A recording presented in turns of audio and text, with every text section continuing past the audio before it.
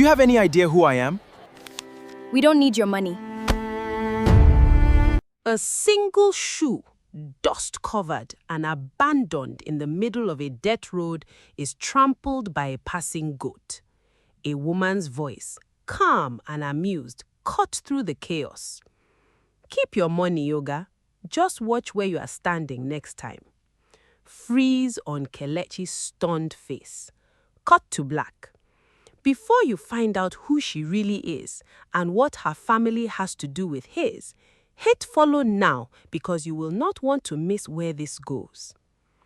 Lanterns strung between palm trees glow gold across the Obiora estate gardens. String quartet music drifts over the lawn. Guests in agbada, lace and tailored suits mingle beside a marble fountain lit from beneath the water. Waiters in white gloves move between clusters of investors, politicians, and old money. Lady Ngozi Obiora, elegant in deep blue lace, watches her son from a few tables away, pride and calculation both moving behind her eyes. She approaches, resting her hand on his arm. "You look happy tonight, my son." "I'm smiling, Mama. That's a different thing from happy.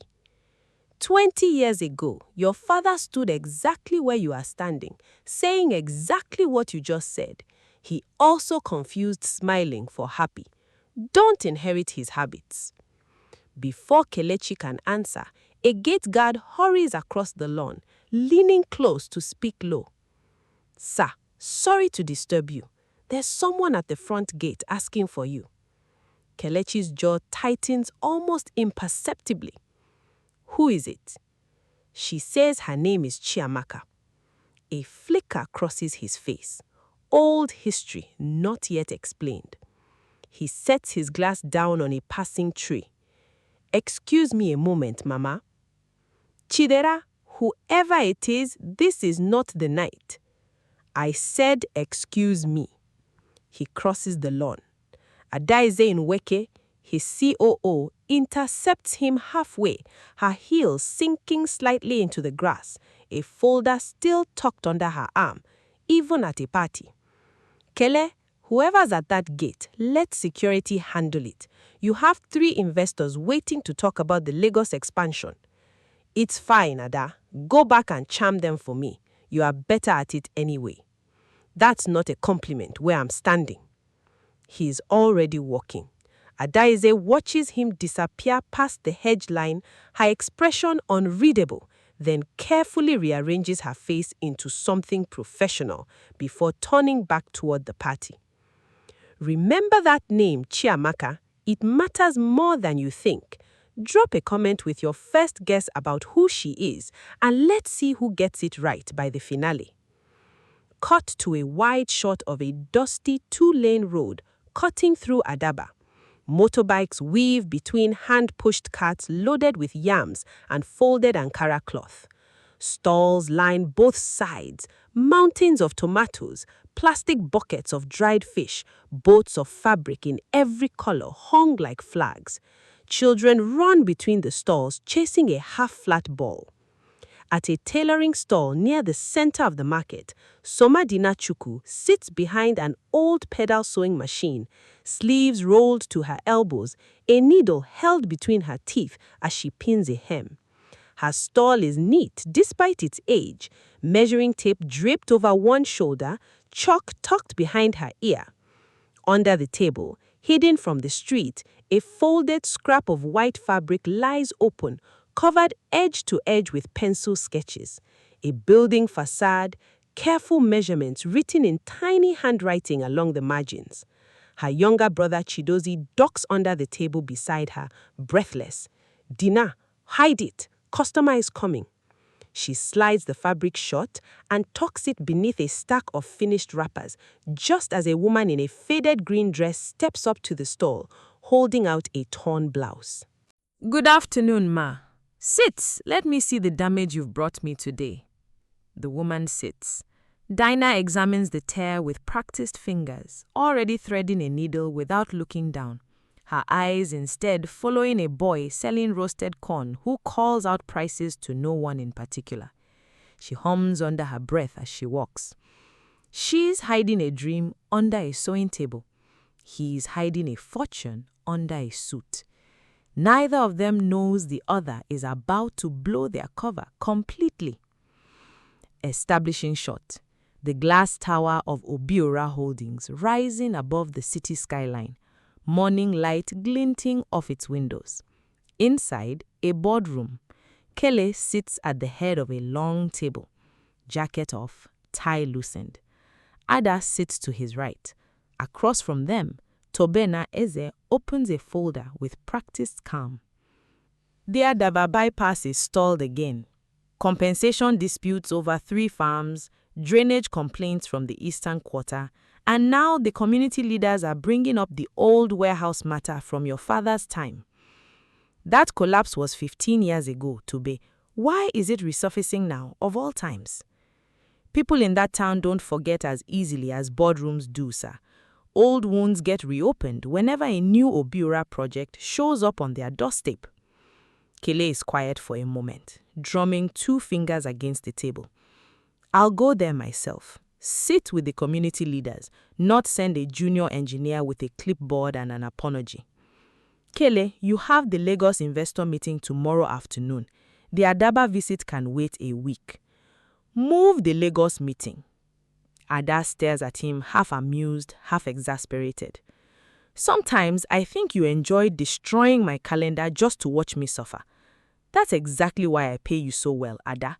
She almost smiles despite herself, closing her own folder with more force than necessary. Tobe watches the exchange between them with a careful, unreadable expression, filing something away behind his eyes. Watch Tobe's face right there. He's not just an assistant taking notes. He's quietly building a weapon, and neither Kele nor Ada sees it coming. Later, Kele's private office, evening light slanting through tall windows. His phone buzzes, his mother's name on the screen. He hesitates, then answers. Chidara, when are you finally going to bring someone home to meet me properly? Amaka's daughter asked about you again at the gala last night after you disappeared for 20 minutes chasing some girl named Chiamaka. That wasn't what it looked like, Mama. It never is with you. One day, my son, you will run out of road projects to hide behind. I have an actual road project, a real one. People are waiting on it. People have been waiting on you to settle down for 6 years. I am simply pointing out that you have time for one and not the other. He rubs the bridge of his nose, exhaling. Good night, Mama. Cut to the following morning. A convoy of black SUVs, dust-streaked and out of place, rolls slowly along the narrow Adaba road, forced to a crawl by motorbikes and pedestrians. Ahead, a wooden cart loaded with goats breaks free from its owner's grip, scattering the animals across the road directly in the convoy's path. The lead car brakes hard. Kele steps out into the dust, irritation flashing across his face as he looks down at his ruined shoe. Somebody control this animal, please. Chidoze, chasing the runaway cart, freezes at the sight of the suited man and the line of expensive cars. Dinah jogs up from behind, grabs the lead rope and hauls the lead goat back under control with practiced ease. Sorry, sir, sorry. He's still learning to drive the cart. He's only 12. Kele looks down at his shoe again, then at her, unimpressed but curious despite himself. Is this normal here? Goats staging ambushes on visitors? The goat did not attack you, sir. Your shoe simply happened to be in the wrong place at the wrong time. That is not the same thing. You are defending the goat. Someone has to. It can't speak for itself, and clearly neither can your driver, who should have gone around. She kneels without asking, pulls a rag from the pocket of her apron, and wipes the dust and mud from his shoe with quick, no-nonsense strokes. He stares down at her, thrown off balance by the whole encounter. You really don't have to do that. You'll walk around Adaba all day complaining about your shoe and blame the whole town for it. Hold still. Despite himself, the corner of his mouth lifts. He reaches into his jacket, pulls out a folded bill, and extends it toward her without quite thinking it through. She stands, hands on her hips, unimpressed. Do I look like I clean shoes for a living, sir? I didn't mean it like, keep your money, Oga. Just watch where you're standing next time, and maybe your driver should learn to slow down before he reaches a market road. She turns to walk away, already calling Chidoze back toward their cat. Kele calls her after, something in him not ready to let the moment end. Wait, what's your name at least? Why? So you can write it down somewhere in a file? Just so I know the name of the person who defeated me today. Somadina. People around here call me Dina. I'm Kele. Just Kele. No surname, no title, nothing?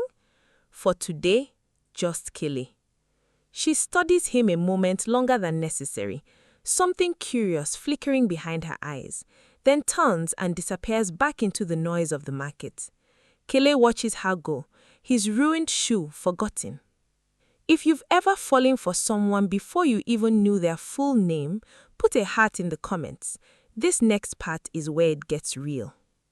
Cut to a community hall on the edge of town, corrugated roof, ceiling fans turning lazily overhead. Engineers spread drainage maps and survey documents across a long table. Kele studies them, one eye still drifting toward the market road visible through the open doorway. We can redirect the drainage through this section here, sir, but it adds significant cost to the project. Then it adds cost. Nobody in this town loses their farmland because we decided a road mattered more than the family standing on it. Your father used to speak exactly like that too, sir, in the early years. Something flickers across Kele's face. Grief, guilt, an old ache with no clear shape yet. He says nothing, only nods once and returns his eyes to the map. Cut to evening. The market stalls are closing, tarpaulins pulled over unsold goods, lanterns lit one by one against the gathering dark. Dina folds fabric behind her store. Kele appears at the edge of the market, jacket gone, sleeves rolled, a man visibly trying on an ordinary evening for size. You again? I had business in town. At my stall specifically, out of the entire market, I heard the fabric prices here were unbeatable. She almost smiles despite herself, gestures to the low wooden stool across from her. Sit, since you insist on haunting my stall. Let me teach you how to bargain properly, because clearly you people just pay whatever number you are told, like it's a government tax. He watches her hands move, quick and certain, measuring and folding without looking down, her eyes tracking a boy selling roasted corn nearby. Something in Kele's face softens into an expression his own driver, watching from a discreet distance, has never once seen on him in 6 years of service. Cut to Ada's apartment in the city that same night. She sits on her couch, laptop open, a stack of reports beside her. Her phone buzzes, a photo forwarded by the driver, meant innocently for a security check-in. Kele, laughing, caught off guard, beside a woman she doesn't recognize. Ada stares at the screen for a long moment, sets the phone face down on the couch cushion, exhales slowly, then picks it up again and looks at it anyway. Ada has waited 9 years for a moment that just went to a stranger in a market. Comment below, is she the real victim of this story, or is her time already up? Cut back to the market road, lit now by a single bulb strung from a wooden pole and powered by a generator's low hum. Dina and Kele walk slowly between the closing stalls, unhurried. Why do you keep coming back here, Kele? A whole managing director driving himself down bad roads for what? Cloth and goat trouble? Because when I'm here, nobody wants anything from me. No signature, no approval, no decision that affects 1,000 jobs. Just this. Just walking. That's only because they don't know who you are yet. Give it time. Maybe I like it that way for now. She studies him for a long moment, something unreadable moving behind her eyes. Careful, oh Kele. Men who enjoy disappearing eventually have to be found by somebody. He looks at her, and the joke doesn't quite land as a joke this time. Maybe I want to be found, just by the right person for once. The generator sputters. The bulb above them flickers for a moment, plunging them briefly into shadow, then flaring back to light. Neither of them moves away. Cut to the following afternoon. Ada stands in Kele's office doorway, arms crossed, the photo from the night before still sitting unspoken between them. You were in Adaba until nearly midnight last night. The road project doesn't run on office hours, Ada. Neither do I, apparently, since I'm the one covering for you with the Lagos investors this morning. She holds his gaze a bit too long, then turns to leave, pausing at the door without looking back. Just be careful, Kele, whatever this is. What makes you think it's anything? Because I've known you 9 years, and I've never once seen you smile at a phone like you did at that photo last night before you deleted it. She walks out before he can answer. Kele sits alone in the silence of his office, the city skyline stretching out behind him, and for the first time in a long while, does not reach for his phone at all. Cut to a wide final shot. The market road at dusk, lanterns glowing one by one down its length, smoke rising from roadside grills, laughter and haggling voices blending into the town's evening rhythm. Somewhere in that noise, Dina locks up her stall, glances once down the road toward the city he came from, and allows herself just for a moment to hope. Sudden hard cut. A folder lands on a desk in shadow. A hand flips it open.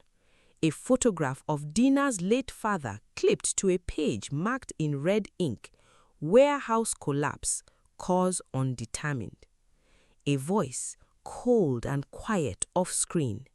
Let's find out exactly who this girl really is. Freeze frame, cut to black. Someone already has a file open on her, and it has nothing to do with fashion. If you want to know whose hand is on that folder and what it means for both of them, follow now, turn on notifications, and drop a comment telling me who you think is behind it. Episode 2 is coming, and it changes everything.